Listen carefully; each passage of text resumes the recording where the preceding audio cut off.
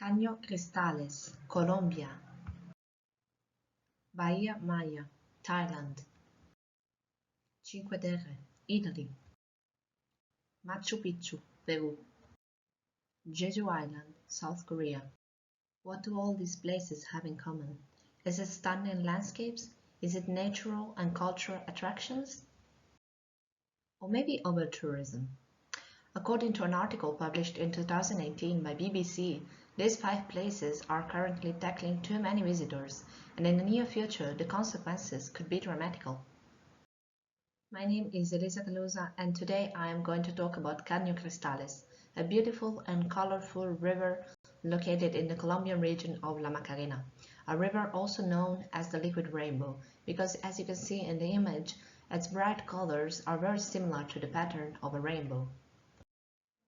The unique phenomenon that is behind these colors and is only to be observed in this particular region is caused by an endemic aquatic plant called Macarena clavigera that grows below the water surface. It is definitely something very special, isn't it? And that's why this river is becoming Colombia's natural showpiece.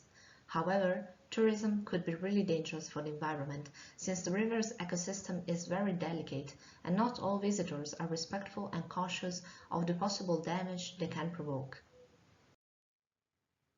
In order to preserve this natural wonder, tourists should follow some rules, as for example the 5 rules included in a rule book for Caño Cristales. Number 1. Let the river rest. Number 2. Respect the locals and learn from them. Number 3. Respect the ecosystem. Number 4. There are things to leave at home and things to bring with you.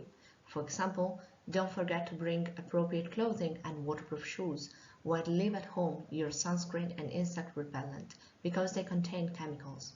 And finally, number 5. Don't go alone, because access to the national park is restricted to a limited number of people, and having a guide is mandatory. So if you plan to visit Caño Cristales, please pay attention to these rules. However, not everything about tourism is negative, quite the opposite. In fact, until 2009, the area was closed to the public and was facing another huge problem, which was, and partly still is, the presence of Colombia's largest rebel group, the FARC. Thanks to tourism that brought money to the country, now the area is military controlled and safer, in order to attract even more tourists. Some major problems in the region are still caused by other activities apart from tourism, such as deforestation and stock breeding, along with mining exploitation, since rich minerals and oil are abundant and are attracting economic interests.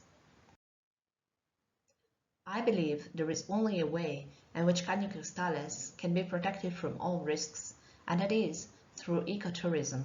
I think that local authorities should be very strict in regulating the tourism activity. They should take tourism as an opportunity to earn money and then invest that money in maintaining the natural ecosystem. We all hope that Caño Cristales won't disappear soon and will remain the world's most beautiful river for a long time. Thank you all for listening. I hope you enjoyed.